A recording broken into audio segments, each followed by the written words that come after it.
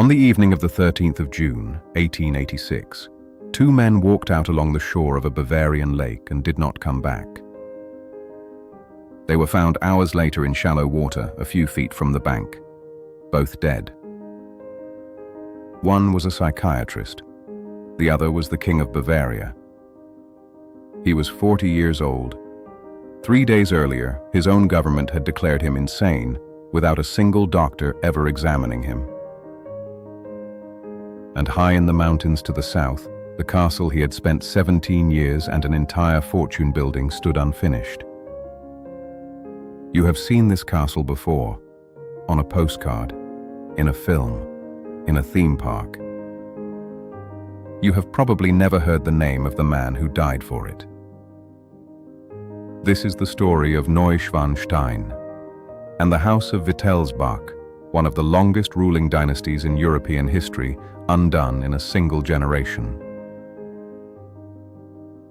Neuschwanstein stands on a rocky outcrop 200 meters above the village of Hohenschwangau in the Bavarian Alps of southern Germany, about 75 miles southwest of Munich. And it does not look real. That is not an accident. That is the entire point. Because Neuschwanstein is not a castle, not really. No army ever defended it. No siege ever tested it. It has no strategic value whatsoever. It is a stage set, built at full scale, in stone, on a mountain, by a man who wanted to live inside an opera. And here is the strange part. Behind those medieval walls sat some of the most advanced technology of the 19th century. Running water on every floor, flushing toilets, a hot air central heating system, telephones. A castle from the age of knights, wired for the age of steam. To understand why it exists, you have to understand the family that built it, and the boy who grew up in the castle just down the valley, staring at the mountains. The House of Wittelsbach is one of the oldest ruling families in European history. They took control of Bavaria in 1180.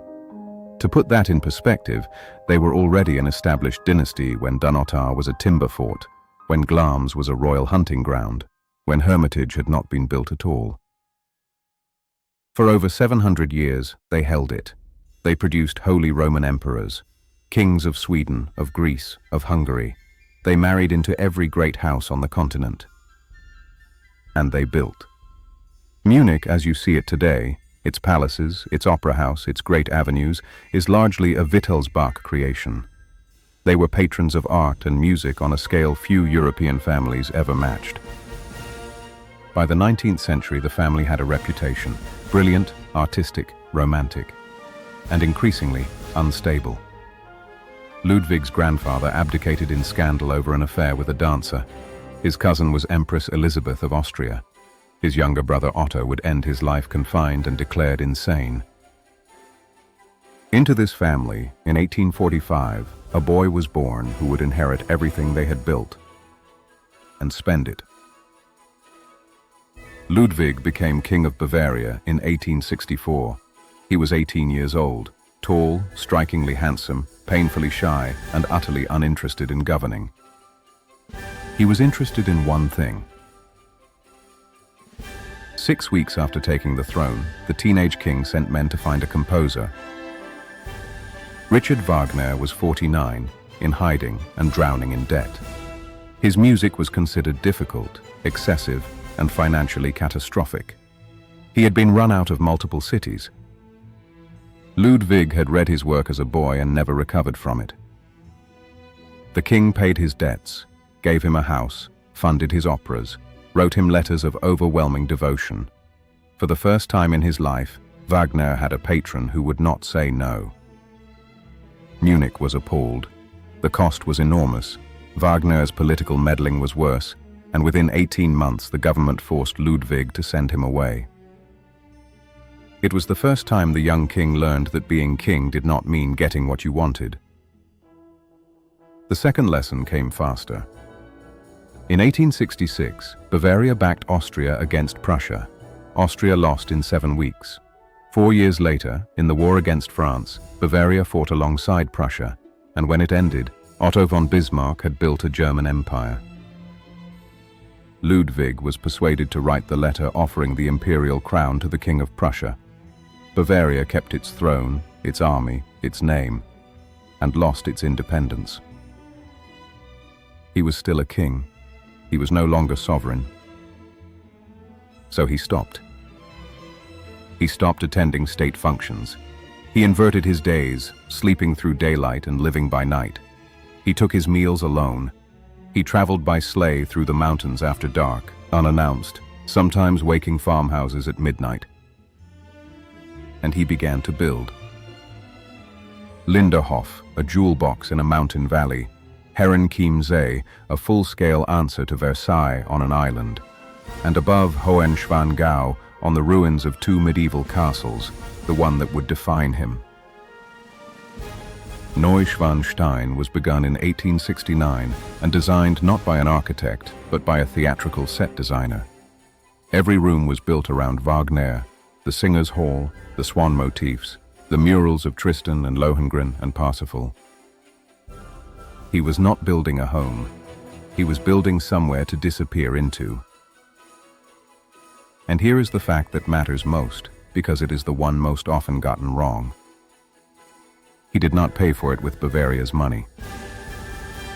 Ludwig funded his castles from his personal fortune, his civil list, and, when those ran dry, from borrowing. Enormous, escalating, increasingly desperate borrowing. By 1885, he owed roughly 14 million marks and was talking about seeking loans from foreign banks. His government had had enough, not because he was ruining the country, but because he was ruining himself, refusing to govern, and becoming impossible to control. So they found a solution. In June 1886, a psychiatrist named Bernhard von Guden signed a report declaring the king insane and unfit to rule. Guden had never examined him. The diagnosis was assembled from servants' testimony, collected in part from staff who had been paid. On the 10th of June, a government commission arrived at Neuschwanstein to arrest their king. The first attempt failed. Local police and villagers, who adored him, turned them away at the gate. For a few hours, a peasant guard held the castle against the government of Bavaria. The second attempt, before dawn on the 12th, succeeded. They took him from Neuschwanstein to Berg Castle on the shore of Lake Starnberg. He was permitted to walk in the grounds. The next evening, the 13th of June, 1886, Ludwig and Dr. Guden went walking by the lake without attendance. Neither returned. They were found that night in waist-deep water near the shore. The official verdict was suicide by drowning. But the account has never satisfied anyone. Ludwig was a strong swimmer. The water was shallow. The autopsy reportedly found no water in his lungs, meaning he did not drown, and Guden's body showed injuries to the face and neck consistent with a struggle. Was it suicide? A failed escape? A killing made to look like an accident? 140 years later, historians still argue. Nobody knows. The throne passed to Ludwig's brother Otto, who had already been declared insane and who reigned for 27 years without ever governing a single day, while an uncle ruled as regent. In 1918, at the end of the First World War, the last Wittelsbach king abdicated. 738 years of rule ended in a week. And Neuschwanstein, the castle Ludwig built to escape the world, was opened to paying tourists 7 weeks after his death. He had spent fewer than 200 days inside it. Today, Neuschwanstein is the most visited castle in Germany, drawing roughly 1.5 million people every year. Over 60 million have walked through it since it opened. You already knew what it looked like. Its silhouette inspired Disney's Sleeping Beauty castle, and through it, the most recognized logo on Earth. There is a chapter most visitors never hear. During the Second World War, the Nazis used Neuschwanstein as a repository for looted art. Thousands of works stolen from across occupied Europe, stored in the castle of a dead romantic. It was recovered at the end of the war by the Allied unit remembered as the Monument's Men. And in July 2025, Neuschwanstein was inscribed as a UNESCO World Heritage Site, not alone, but together with Linderhof, Herrenchiemsee, and the King's House on Schaarken, as the palaces of King Ludwig II of Bavaria. The buildings that his government called proof of madness are now recognized as a cultural inheritance of humanity. If you go, the castle sits above the village of Hohenschwangau, near Füssen, about a 2-hour drive or train journey from Munich. Tickets sell out months ahead, and entry is by timed guided tour only. The Mahri and Brouquet Bridge gives you the view you have seen your whole life. Inside, only about a third of the rooms were ever completed. You walk through finished splendor, and then, abruptly, through bare stone. Ludwig once wrote that he wished to remain an eternal enigma, to himself and to others. He got his wish. The dynasty is gone. The debts were paid off within decades by the tourists who came to see what he built. And the castle that was called the ruin of a madman is now the most photographed building in Germany. Next time on Heirs and Ruins, we travel to the Carpathian Mountains, to a fortress whose name has been borrowed by the most famous monster in literature, and to the real dynasty behind it, whose actual history is far worse than the legend. Subscribe so you don't miss it.